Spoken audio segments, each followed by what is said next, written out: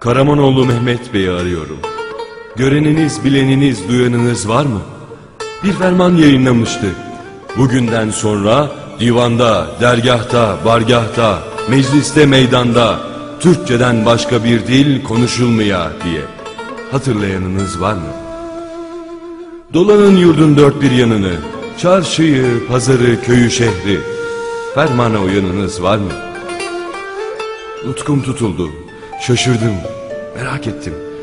Dolandığınız yerlerdeki Türkçe olmayan isimlere, gördüklerine, duyduklarına inananınız var mı? Tanıtımın demo, sunucunun spiker, gösteri adamının showman, radyo sunucusunun disk jockey, hanım ağanın first lady olduğuna şaşıranınız var mı? Dükkanın store, bakkalın market, torbanın poşet, mağazanın süper, hiper, gross market, ucuzluğun dumping olduğuna kananınız var mı? İlan tahtasının billboard, sayı tabelasının scoreboard, bilgi afişinin briefing, bildirgenin deklarasyon, merakın, uğraşın hobi olduğuna güleniniz var mı? Bırakın eli, özün bile seyrek uğradığı beldelerin girişinde welcome, çıkışında goodbye, okuyanınız var mı?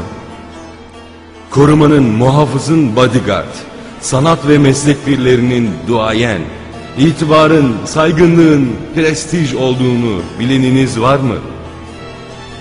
Sekinin, alanın platform, merkezin center, büyüğün mega, küçüğün mikro, sonun final, özlemin, hasretin nostalji olduğunu öğreneniniz var mı? Yolüstü lokantamızın fast food, yemek çeşitlerimizin menü, hesabını adisyon diye isteyeniniz var mı?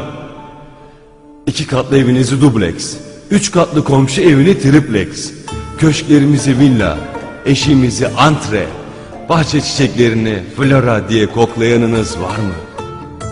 Sevimlinin sempatik, sevimsizin antipatik, vurguncunun spekülatör, eşkıyanın mafya, desteğe, bilemediğiniz koltuk çıkmaya sponsorluk diyeniniz var mı? Mesireyi, kır gezisini, piknik, bilgisayarı, computer, hava yastığını, airbag.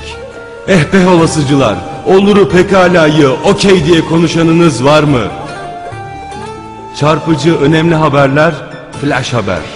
Yaşa, var ol sevinçleri, oley, oley. Yıldızları star diye seyredeniniz var mı? Masallarımızı, tekerlemelerimizi, atasözlerimizi unuttuk. Şarkılarımızı, türkülerimizi, ninnilerimizi kaybettik. Türkçemiz elden gidiyor. Dizini döveniniz var mı? Karamanoğlu Mehmet Bey'i arıyor. Göreniniz, bileniniz, duyanınız var mı? Bir ferman yayınlamıştı. Hayal meyal hatırlayıp da sahip çıkanınız var mı?